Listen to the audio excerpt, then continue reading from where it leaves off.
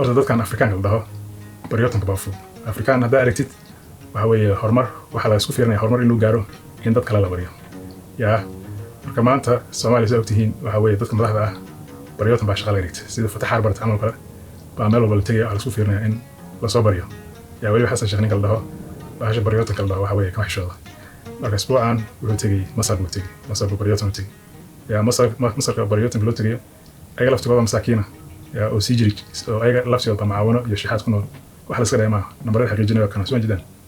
yaa si inta ku jidaan Masar waxa ugu jirta dawladaha macaawinaha ugu faraha badan ka qaata Mareykanka waxa kamid ah ayaga iyo Israa'iil iyo Urdun iyo Ethiopia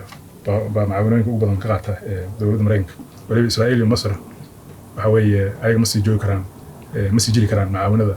oo ay ka helaan la'aanteed kama sii jiri karaan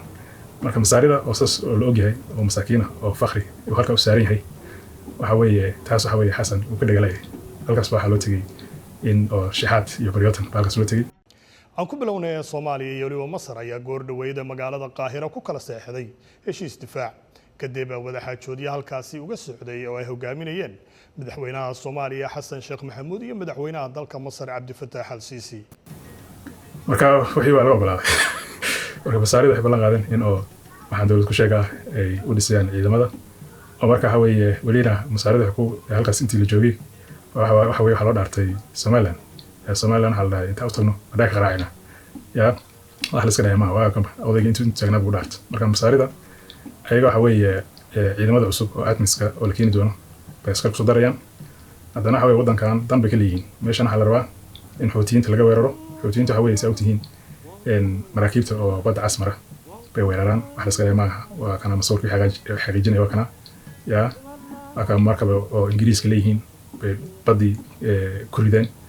marka maraakiibtii halkaas mari jireen waa yaraat yaa sababtoo maraakiibtii marka arkaan inay la weerarayo meel kale ka wareegaan marka meeshan waxa weeye wax ku khasaaray waxa weeye waa masaarida waxa weeye kanaalkan baa furan Suez Canal baa lahaa maraakiibta adduunka dhan oo ka socda Asia iyo Mare iyo Yurub kala socda baa halkaas mara oo marka dawladda masaarida lacag badan bay halkaas ka shaqaysan jireen marka xoutiyiintii hadday maraakiibtii ay weerareen marka dambe halkaas maray ma jirto marka dawladda waxa weeye masaarida ahayd billions lacag gaaris bay halkaas waayeen yaa marka ay waxa weeye way u tigireen kuwan oo xoutiyiinta iska sabi kareen yaa baad bay bixin kareen yaa ama diikala weerari kareen laakiin sidoo kale jirta waxa weeye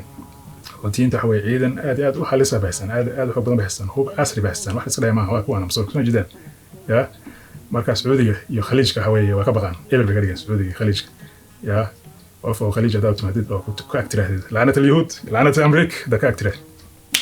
yaa ka way ka carraya الله أكبر الموت لأمريكا الموت لإسرائيل اللعنة على اليهود النصر للإسلام يا الله لك الحمد يا الله ما هذا أرك سعودي وكله وليبا وحي هوبا وأدونك يا لودان سنة دبقتها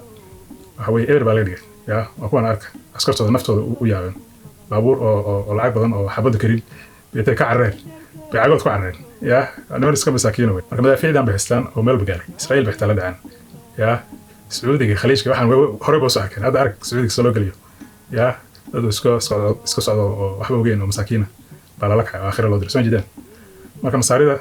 danaha ee Soomaaliya kala taas waxa la rabaa meeshan in laga weeraro xoutiyiinta hadii inta laga weeraro waxa weeye Soomaaliya markay hogto baaday way sababtana kan xoutiyiinta madaafiic baystaan marka magaalooyin badan oo Soomaaliya oo caawa nabad ku seexanaya waxa weeye dambas baa laga dhigaya yaa marka taas baryotan waxa weeye meel bay ka tuuraysaa hormar loo magaalo baryotan meel bay ka tuuraysaa yaa haddana danta kale ay masaarida ay ka leeyihiin Soomaaliya waxa weeye sababtihiin dawladda Itoobiya waxay dhisatay biixireen bay dhisteen oo koronto laga dhaliyo oo waxay ka dhiseen webiga Nile marka halkaas waxa weeye waxay ka khasaaro u keentay masaarida waxa weeye biyaha webiga Nile ka yimaada bay ku nool yihiin marka biyihii soo gaari jiray baa yaraaday marka ayaga ku dhaarteen in balkaas dhulka la simo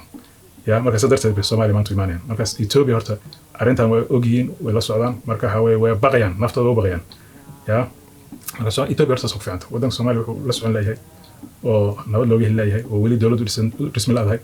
waxa weeye wixii qabiilaha wixii jabhadaha bay Itoobiyaanku soo hubayaan marka waxa weeye waa fiicanta horta Soomaaliya in maanta ciidankii loo dhiso sida oo odayaashan oo xaaran odayaasha yaa shaqada lagu saaro yaa markaas masaarida hadday waxay ballan qaadeen runtahay waxa weeye macnaheedu yeelan doonta waxa weeye waxaan oo dhan u jeedaan oo dawladdu ku sheega وعلامة قبيلوين كملا سوستين إحنا قلنا سا كنسيب كنسع مركا أضيال بدن بشغلان كل عيس أضيال بدن أو حاران عنا وصدن سنة يا حاران يبلاي عني أو ودن كي دول النماذج إن ودن كسلاوت ودي دنا شغلان بقول عيسى مركا كود هرب يغيلوا بلاين وإثيوبيان كبي لجيران وحكم بدن كان يلفت كده مرة وغيره كلفت يا مركا هدر إسكت أسكيل اهتمامه واتخانق بمرنا أضيقان أسأل لفتي دجال بس ودي أرنا بوده يا بابا كم بس أفكس كده ريست هذا دجالكم مركو صعود دجالكم دجال إلا جوش اللي جرى مرة بعض قبل بنا قبل مالي وحويك وقارن يقب يرقوا مالي وحكر عاني ما ها وحلا هذا وحوار عين قاد كروك كبير دوره كوا كلا نقاري دورنا إلا أي نقارن السومالي لا دور دن قرن مدي نحن كيلو تيلا هلنا تاسن وضنا marka masaarida waxa weeye wadankan waxay rabaan inay xuutiyiinta inay laga weeraro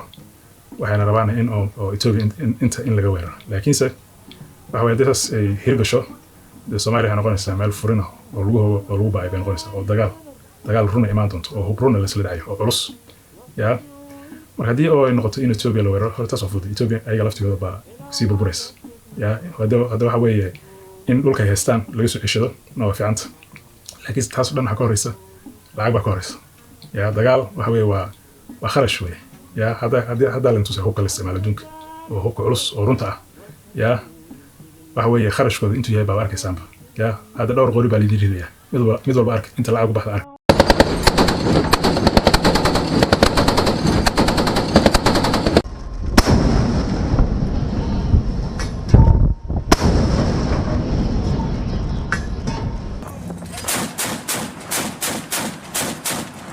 ايه كما ارك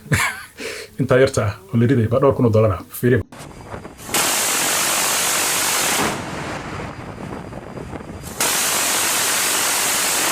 ايه كان ارك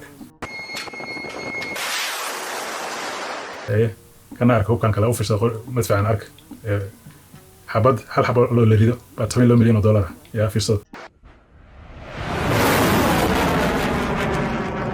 dagaal runa oo Ethiopia lagu qaadayo oo xuutiyiinta lagu qaadayo lacag badan baa baantay ugu badan ya laakiin taas waxa weeye masaarida dad ka bixi kara ma masaarida waxa weeye ayaga fakhriya oo fakhrinimada intuu saaranta ya ayaga laftigood baa macaawino ku nool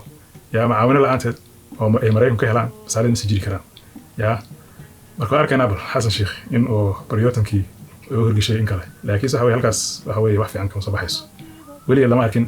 uma tiraahda bariyootan baa horumar u gaarnay ya هذا كان أبو الصومالي ليش يبريوتن كوجاشيس بارك دونا